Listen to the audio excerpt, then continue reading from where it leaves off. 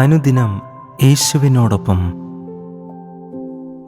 മത്തായി എഴുതിയ സുവിശേഷം 5-ാം അധ്യായം 7-ാം വാക്യം. കരുണയുള്ളവർ ഭാഗ്യവാന്മാർ, അവർക്ക് കരുണ ലഭിക്കും. കരുണ എന്നത് മറ്റൊരാളുടെ വേദന കണ്ടിട്ട് വെറുതെ വിഷമിക്കുന്നതിൽ മാത്രം ഒതുങ്ങുന്നതല്ല. അവരുടെ വേദനയിൽ ഹൃദയം ചേർക്കുകയും കഴിയുന്നിടത്ത് സഹായിക്കുകയും ചെയ്യുന്നതാണ് കരുണ. ചിലപ്പോൾ ഒരാൾക്ക് പണത്തേക്കാൾ ആവശ്യം ഒരു ആശ്വാസവാക്കായിരിക്കും. ചിലപ്പോൾ ഉപദേശത്തേക്കാൾ ആവശ്യം ഒരു പ്രാർത്ഥനയായിരിക്കും. ചിലപ്പോൾ കുറ്റപ്പെടുത്തലിനേക്കാൾ ആവശ്യം ക്ഷമയായിരിക്കും. അവിടെ നാം നമ്മുടെ ജീവിതത്തിൽ ക്രിസ്തുവിൻ്റെ കരുണ പ്രകടമാക്കണം. എന്തെന്നാൽ കർത്താവായ യേശു നമ്മോട് കരുണ കാണിച്ചു. നാം മറ്റുള്ളവരോട് കരുണ കാണിക്കുന്നതിന് മുൻപ് ദൈവം നമ്മോട് എത്ര വലിയ കരുണ കാണിച്ചുവെന്നത് എപ്പോഴും ഓർക്കണം. നമ്മുടെ പാപങ്ങളും കുറവുകളും ദൈവത്തിന് അറിയാം. നമ്മുടെ വീഴ്ചകളും പരാജയങ്ങളും ദൈവം അറിയുന്നു. എന്നിട്ടും ദൈവം നമ്മെ ഉപേക്ഷിച്ചില്ല. കർത്താവായ യേശു ക്രിസ്തുവിലൂടെ ദൈവം തൻ്റെ കരുണ നമ്മോട് പ്രകടമാക്കി. എഫേസ്യർ 2-ാം അധ്യായം 4-5 വാക്യങ്ങൾ നമ്മെ ഓർമ്മിപ്പിക്കുന്നത് ഇതാണ്.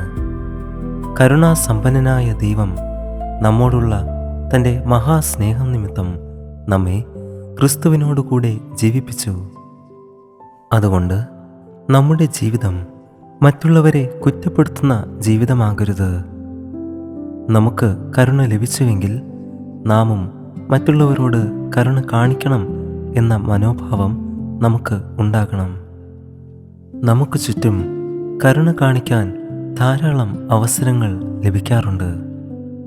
അവയിൽ ക്രിസ്തുവിൻ്റെ സ്നേഹം വെളിപ്പെടുത്തി നാം കരുണ കാണിക്കുന്നവരായി തീരണം എന്ന് കർത്താവ് നമ്മെ ഓർമ്മിപ്പിക്കുന്നു. കരുണയുടെ ഏറ്റവും മനോഹരമായ പ്രകടനങ്ങളിൽ ഒന്നാണ് ക്ഷമ.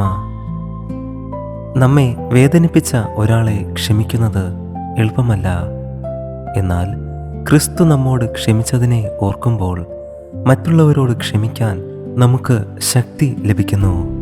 മത്തായി എഴുതിയ സുവിശേഷം 6-ാം അധ്യായം 14-ാം വാക്യത്തിൽ നാം ഇങ്ങനെ കാണുന്നു: നിങ്ങൾ മനുഷ്യരോട് അവരുടെ തെറ്റുകൾ ക്ഷമിച്ചാൽ സ്വർഗസ്ഥനായ നിങ്ങളുടെ പിതാവും നിങ്ങളോട് ക്ഷമിക്കും. ക്ഷമിക്കുന്നത് നമ്മുടെ ഹൃദയത്തെ വൈരാഗ്യത്തിൻ്റെ ഭാരത്തിൽ നിന്ന് മോചിപ്പിക്കും. ഇങ്ങനെ കരുണ കാണിക്കുന്നവർക്ക് അതിമഹത്തായ വാഗ്ദത്തം കൂടിയാണ് ഈ വചനം നമ്മെ ഓർമ്മിപ്പിക്കുന്നത്. അവർക്ക് കരുണ ലഭിക്കും. കർത്താവായ യേശു പറയുന്നു, കരുണയുള്ളവർ ഭാഗ്യവാന്മാർ, അവർക്ക് കരുണ ലഭിക്കും. നാം മറ്റുള്ളവരോട് കാണിക്കുന്ന കരുണ ദൈവത്തിൽ നിന്ന് നമുക്ക് ലഭിച്ച കരുണയെ ഓർമ്മിപ്പിക്കുന്നു. നമുക്ക് ഓരോ ദിവസവും ദൈവത്തിൻ്റെ കരുണ ആവശ്യമുണ്ട്. നമ്മുടെ വീഴ്ചകളിൽ കരുണ വേണം. നമ്മുടെ തെറ്റുകളിൽ കരുണ വേണം. നമ്മുടെ കണ്ണുനീരിൽ ദൈവിക കരുണ വേണം. ദൈവത്തിൻ്റെ കരുണ തീർന്നു പോയിട്ടില്ല. അത് രാവിലെ തോറും പുതിയതും ദൈവത്തിൻ്റെ വിശ്വസ്തത വലിയതും ആകുന്നു എന്ന് വിലാപങ്ങൾ 3-ാം അധ്യായം 22-23 വാക്യങ്ങൾ നമ്മെ പഠിപ്പിക്കുന്നു. ഇന്ന് ദൈവത്തിൻ്റെ കരുണ പുതിയതാണ്. അതുകൊണ്ട് നമുക്കും മറ്റുള്ളവരോട് കരുണ കാണിക്കാം. നമ്മുടെ വാക്കുകളിലും പ്രവൃത്തികളിലും ബന്ധങ്ങളിലും ക്രിസ്തുവിൻ്റെ കരുണ കാണപ്പെടട്ടെ. നമ്മുടെ വീടുകളിൽ, കുടുംബങ്ങളിൽ, സഭയിൽ, സമൂഹത്തിൽ ദൈവിക കരുണ ഉണ്ടാകട്ടെ. നമ്മിലൂടെ ഒരാളെങ്കിലും അങ്ങനെ ആശ്വാസം കണ്ടെത്തട്ടെ. നമ്മിലൂടെ ഒരാളെങ്കിലും ക്ഷമ അനുഭവിക്കട്ടെ. നമ്മിലൂടെ ഒരാളെങ്കിലും ക്രിസ്തുവിൻ്റെ സ്നേഹം തിരിച്ചറിയട്ടെ. ഇവയ്ക്കെല്ലാം ഏറ്റവും ശ്രേഷ്ഠമായ മാതൃക കാണിച്ച കർത്താവായ യേശുവിനെ അനുദിനം പിന്തുടരാം. ദൈവം നമ്മെ അതിനായി സഹായിക്കട്ടെ. നമുക്ക് പ്രാർത്ഥിക്കാം. കരുണയുള്ള സ്വർഗീയ പിതാവേ, ഈ പുതിയ ദിവസത്തിനായി ഞങ്ങൾ അങ്ങേക്ക് സ്തുതിയും സ്തോത്രവും അർപ്പിക്കുന്നു.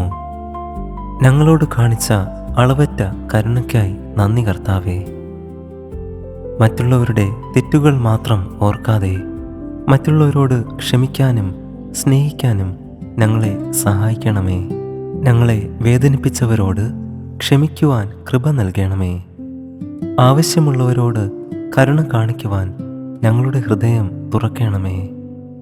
ഞങ്ങളുടെ ജീവിതത്തിലൂടെ കർത്താവെ, അങ്ങയുടെ സ്നേഹവും കരുണയും മറ്റുള്ളവർക്ക് അനുഭവിക്കുവാൻ ഇടയാക്കണമേ. കരുണയുള്ളവർ ഭാഗ്യവാന്മാർ, അവർക്ക് കരുണ ലഭിക്കും എന്ന വചനം ഞങ്ങളുടെ ജീവിതത്തിൽ യാഥാർത്ഥ്യമാകട്ടെ. ഇന്നത്തെ ദിവസം ഞങ്ങൾക്ക് അനുഗ്രഹിച്ച് നൽകണമേ. ഞങ്ങളെ തന്നെ താഴ്ത്തി സമർപ്പിക്കുന്നു. കർത്താവായ യേശുവിൻ്റെ നാമത്തിൽ യാചിക്കുമ്പോൾ പ്രാർത്ഥന കേൾക്കണം സ്വർഗീയ നല്ല പിതാവേ. ആമേൻ. God bless U.